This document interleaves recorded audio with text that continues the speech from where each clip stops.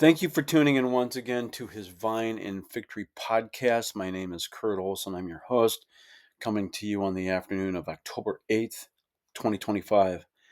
Um, for several months now, I've sat in a spot that has that image over my shoulder. I've never talked about it. That is was a anniversary gift in recent years to my dear bride, Lynette. She We were married in the year 2000, just as that says, established 2000, um, August 5th, 2000. And this is also a unique week for the family, simply because it's been 15 years since the death of my father-in-law. And I had a good relationship with Eber Kinney. I would tell my son, and any guy for that matter, you want a good relationship with your father in law.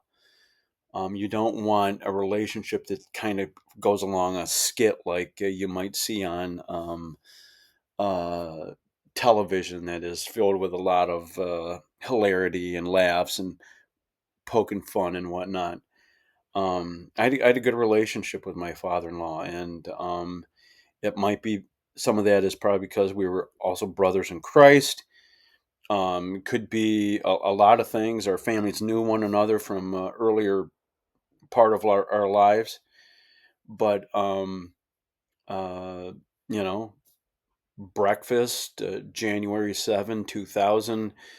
I got together with him at Erickson's restaurant. No longer exists here in Jamestown, or the Jamestown Lakewood area. And I asked if I could marry his daughter. And I think he knew that was coming for a while. And I know there had been some chatter about it. But uh, maybe sometime my wife and I can sit down and have that conversation together about, the family from the Nazarene Church in Jamestown that planted the seed in me that ultimately led to a letter being written to her, and she really not having real bandwidth to do anything until summer 1999. And we went on our first date around the weekend of July 4th that year. And as they say, the rest is history. It's one of those things where you know got to know one another really well and like mind on many things. And um,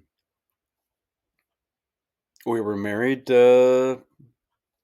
about 13 months later. And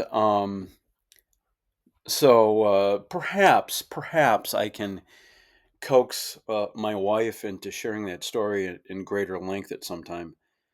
But this is a really just a sensitive week, simply because my father-in-law died 15 years ago this week.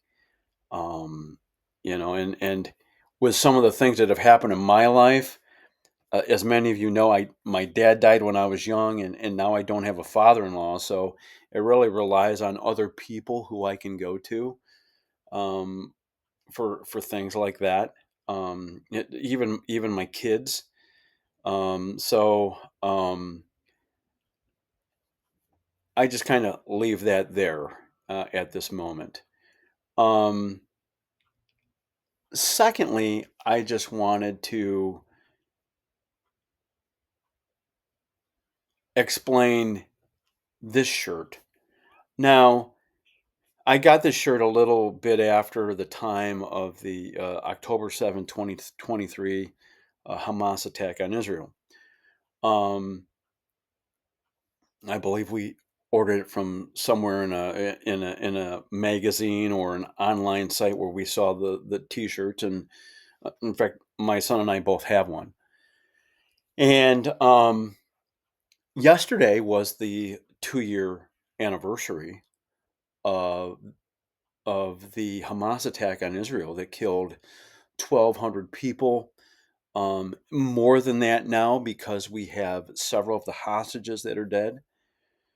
Um, and as we, as I sit here and tape this, there are conversations going on in Cairo, Egypt, trying to work out the details of Hamas finally releasing all the hostages and their remains, and potential disarmament of Hamas. And for Team Trump, I would just say, when you wander into that neighborhood, when you go down that road, you better be using some of the language we heard frequently in the 1980s from Ronald Reagan: trust but verify. He said that frequently with the Soviets when he was negotiating nuclear arms deals with them. And you would have to do the same with Hamas when it comes to them giving up uh, arming themselves. But a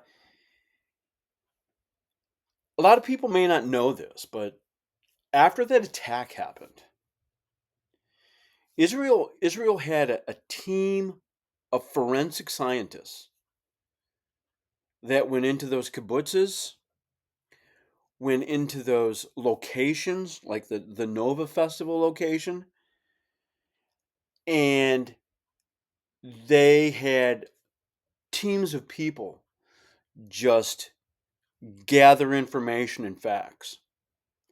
Now, one of the added benefits they had was the fact that both Hamas and the Palestinian Islamic Jihad, these many of them used GoPros so that they could brag about what they did to Jews on October 7, 2023. And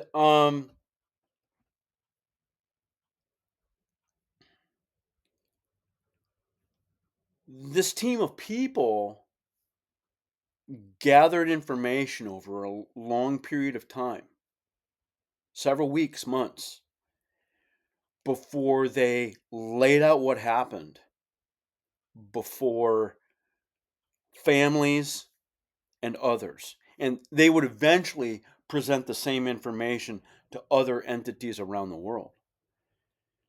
And we're talking unspeakable crimes.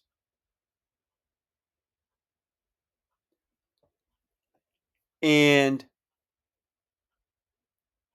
frankly, I'm surprised Team Trump, too,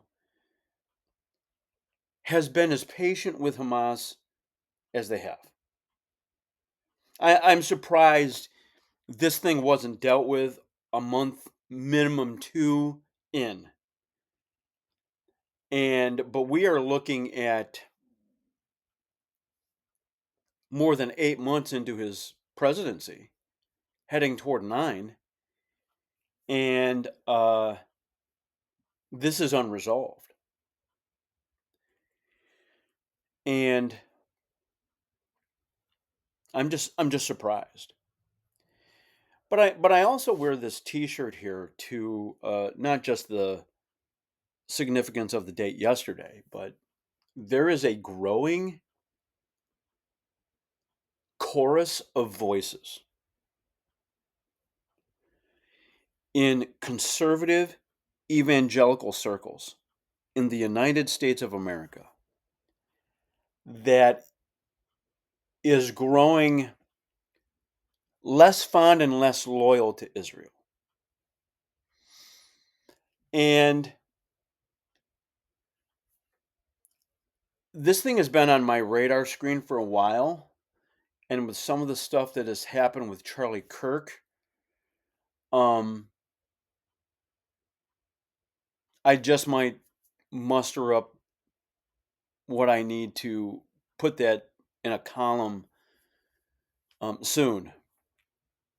Because since the assassination of Charlie Kirk, we've had, oh, well, he was rethinking his stand with Israel.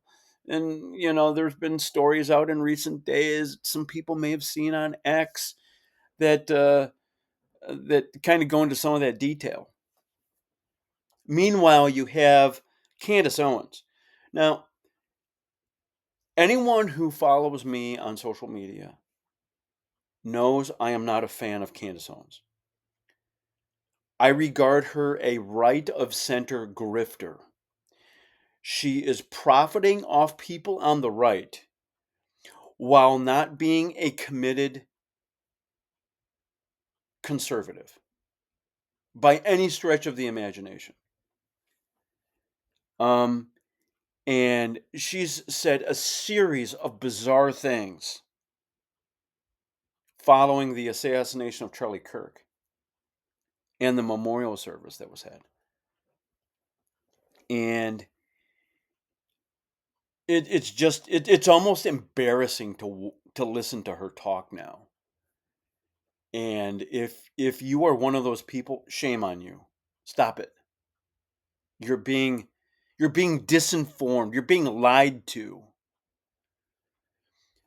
But I wear this because yes, there is this growing chorus of people on the right in the church in this country that do not regard Israel as a friend.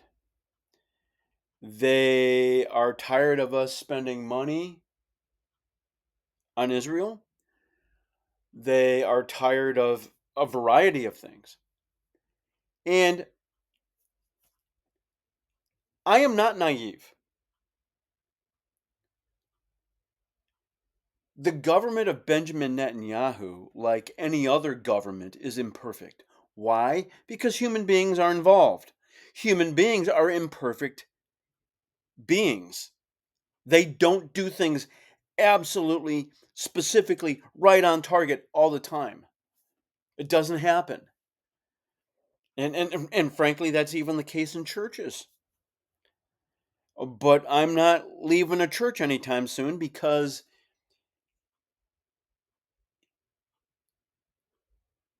it's another family I have on the planet besides my own and my extended family.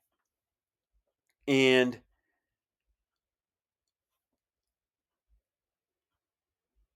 Israel has done things in Gaza that probably ought not be. And they have probably done some things even to their own people that ought not be.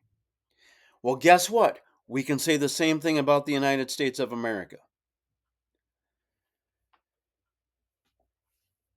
And this chorus of people in the church who have started separating themselves from Israel, I don't support it. I'm not there, and I don't expect to be there. And one of the reasons for that is, of course, what happened in World War II with the Holocaust. And secondly is just the fact that Israel is perhaps the only democratically elected government in the entire region. And when I say the region, I'll take it all the way up to Turkey. We'll go, all the way over to Iran, Iraq, and circle back even into northern Africa, including all of the Arabian Peninsula. And you don't find too many democratically elected governments in that region. Muslim nations tend to be led by families or tribes that have risen to the top.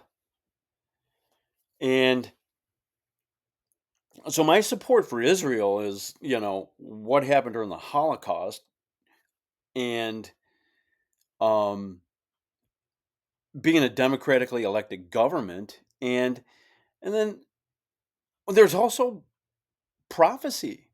that involves Israel that keeps me aligned with them. And scripture tells us to pray for the peace of Israel, pray for the peace of Jerusalem. And yeah, it's fair to pray for the peace of mankind throughout the world, including the Gazans. But this where things are have been heading with some in the church with their stance toward Israel is one that I just cannot get on board with. I just can't. And in the description to this podcast, I'm going to have a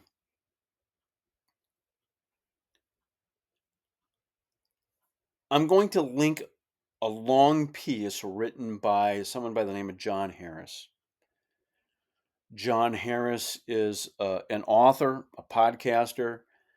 He has a voice in the church. I have grown to realize I have a whole lot more in common with him than I don't.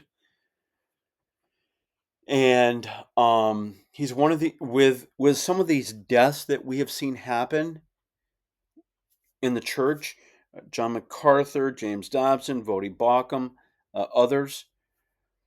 Um, moving forward, I hope that John Harris becomes one of these voices that gets elevated because I believe he's worthy of it.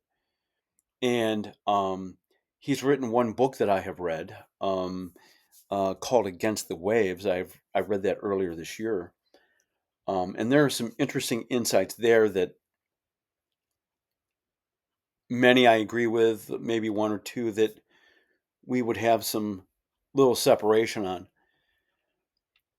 But he writes a long piece on the history of why the church someone might go to has a pastor that supports Israel. And it's very informative. And if you have the 10 or 10 plus minutes to spare to educate yourself, it's a pretty good read. So I'm just going to leave that there.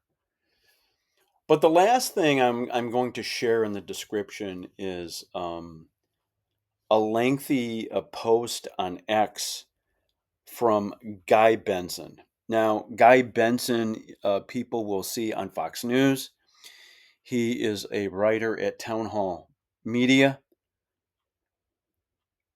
and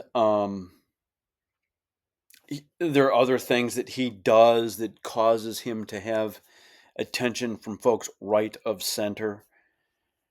But he just tore up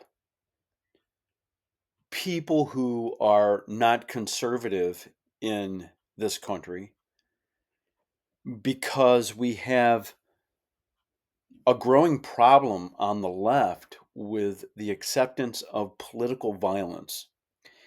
And we're coming up, obviously, on the 1 year or the 1 month anniversary of Charlie Kirk's assassination.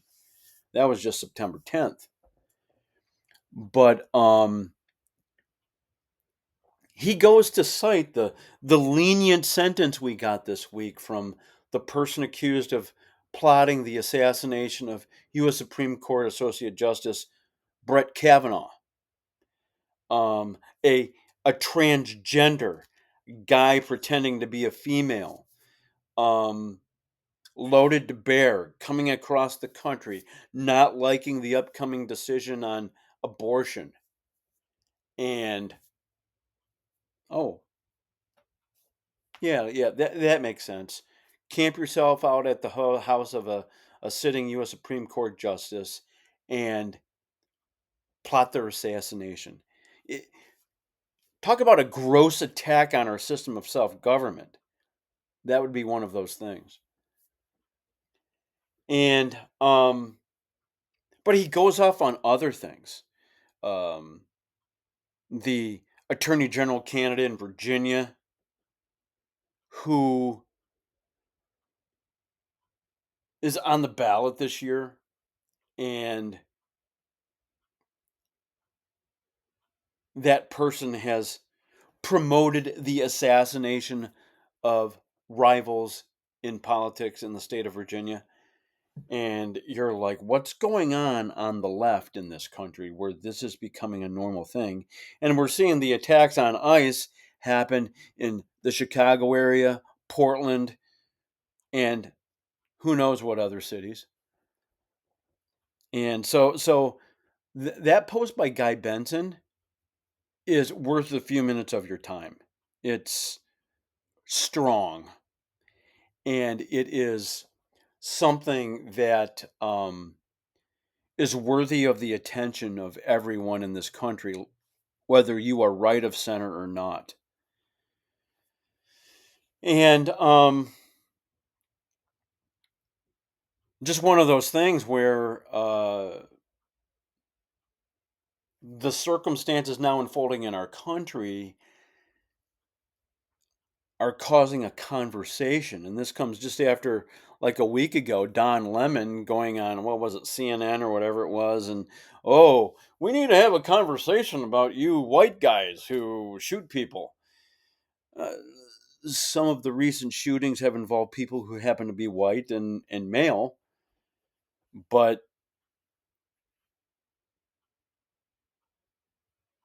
you aren't going to see anyone who's white unless you happen to be totally out of your mind and you celebrate the murder of people. You aren't going to see a lot of white people praising that kind of behavior directed at our system of self government. So I just say all that to say those are the three things I'm bringing to you this week. With the big one being the just the events with Israel, and there's something that happened yesterday involving that 2 year anniversary with Israel that I wish I could go into detail on. I can't. I would like this podcast to be the venue where that story is told, because it does involve the 2nd year anniversary of that attack. Um, but I'm just not in that position to do that. And I'll wait for the people who are in a position to do so. So that's all I have this week. We are on Apple Podcasts, Spotify, YouTube. I have a column coming out on Sunday. For those who read it, thank you for doing so. Um, some of the things that I share there just involve my personal life and some of the observations I have as a follower of Jesus Christ. And then Um, but I'm trying to write things that I believe will get people's attention and their focus. And again, thanks for doing so. Anyone who is sharing this podcast or the column, thank you for doing so. And this podcast is about freedom. It's about liberty. It's about your ability to go about doing what you do as you play by the rules and you go about your life and having that freedom to engage in those leisure activities, worship, whatever. And until next time, God bless and goodbye.